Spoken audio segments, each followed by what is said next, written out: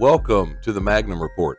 I'm your host, Mark Magnum, and today my topic is going to be my problem with Seth Rollins. And I've got about 5 topics I'm going to go through right now, and I'm going to start with my first. We're going to get right into it, not going to waste any time. And it's the fact that he doesn't sell. And since the Shinsuke Nakamura feud that he had earlier this year, a couple months ago, they were playing the whole back thing, and his back's given out on him, and he's on borrowed time, and he doesn't know how much longer he has to do this, and played up that whole thing throughout their 2 matches that they had. And for me, watching him now, I mean, he just had a match with Drew McIntyre a couple months back at a pay-per-view. So, I mean, since then, they've still, on commentary, talk about it. But in ring, Seth still kind of wrestles like there's not a damn thing wrong with it.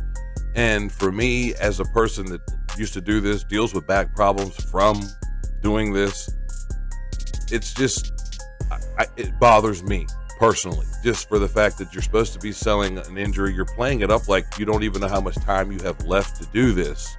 But in the same breath, when you wrestle, you're still diving through the ropes. You're still doing all the moves you do, the superplex into the Falcon Arrow. You're doing all this stuff seamlessly, not selling your back for the most part.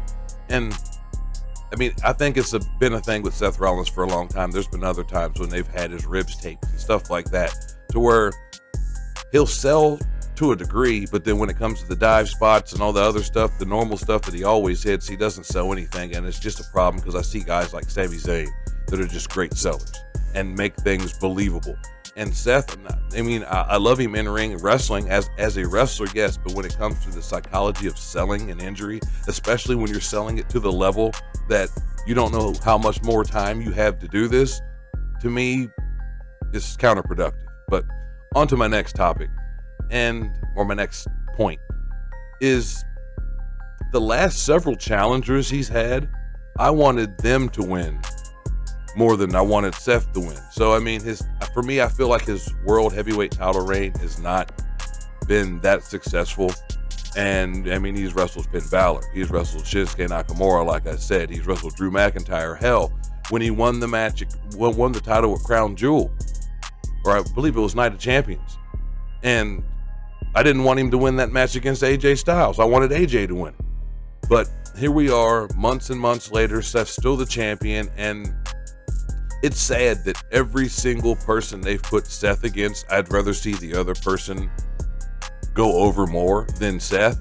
And like I said, I like Seth in ring, but there's just something with, I think, his character right now that just, it's not that important, which goes right into my next point. And just the fact that, like, his title reign is not that important at all to me. I mean, hell, Gunther's title reign is more important, it seems like, than his. I mean, it doesn't help the fact that you still have Roman Reigns on SmackDown still being called the undisputed WWE Universal Champion. So, I mean, that kind of trumps any other title in the company when you're saying his title is undisputed. But then you want us to still take what we all kind of call the consolation belt, the consolation prize belt, whatever you want to call it, the second place belt, even though to me it's lower down than that, because Gunther's Intercontinental title is a whole lot more important to me, and what's going on with him and who's going to take it off of him, because anybody that takes it off Seth, in my opinion, I'm happy with for the most part, as long as it's not Jinder Mahal or something like that, obviously. But as long as, you know, the right person takes it off Seth, I'm not going to care. Now with Gunther, I'm intrigued, because they've presented him in a way, and the matches that he has been in have been done in such a way he's believable, which is back to my original point. The fact that Seth doesn't sell, it makes some of his matches not believable and more of a stunt show, even though you're telling me your back's so broke down that you don't know how much longer you can wrestle. So it's just a big problem to me with that, and I just don't like it, because it just makes Seth look in a way like he's weak, but he's not acting like he's weak. He's still doing these matches like there's nothing wrong with it. That whole feud with Drew McIntyre, take that for example. That was right after the Shinsuke Nakamura feud, angle, program, whatever.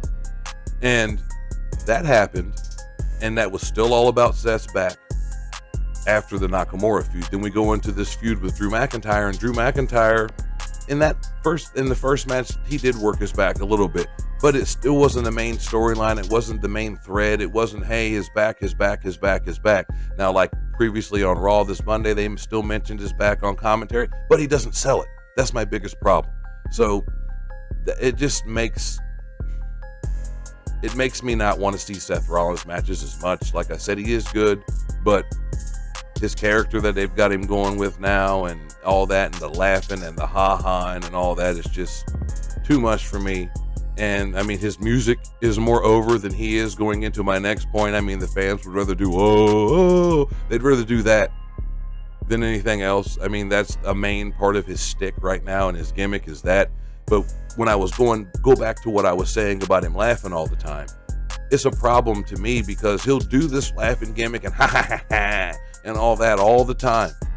And then in certain instances, in the Nakamura feud, in the Drew McIntyre feud, he'll go from laughing and acting like the Joker to being dead set old school Seth Rollins serious. And it's like, which one are you? Are you crazy? Or are you the Seth Rollins that we liked back in 2017? Like, which one are you? Because you come out here with the loud outfits and the loud costumes and the loud gear and all that to draw attention to yourself with the laughing and the way he dances and all that stuff. As a heel, I think it worked a little bit more. But as a babyface, it's not appealing. And I kind of miss his old Messiah gimmick, honestly, when he was doing that right before the pandemic started and into the pandemic, minus the Rey Mysterio eyeball debacle. But I liked that gimmick a whole lot more because he wasn't out there laughing. He wasn't out there cackling like he was the Joker or none of that, or a clown or something. He was serious. It seemed like that was right after he came back from one of his injuries, to where he was trying to play up the whole rebuild, reclaim, all that crap. And that was more believable than this Joker with the weird, elaborate costuming and just all the stuff he's doing right now. I'm not digging it. Now, I know other people might feel totally different than how I feel about Seth right now, but it's just not something that's for me. It's just too much damn laughing for me. That's the main thing. It's just too much laughing, too much cackling. He doesn't take things serious, and then when he does, he flips and he changes back to the old Seth Rollins. So it's like, which character? Who are you? Which guy are you?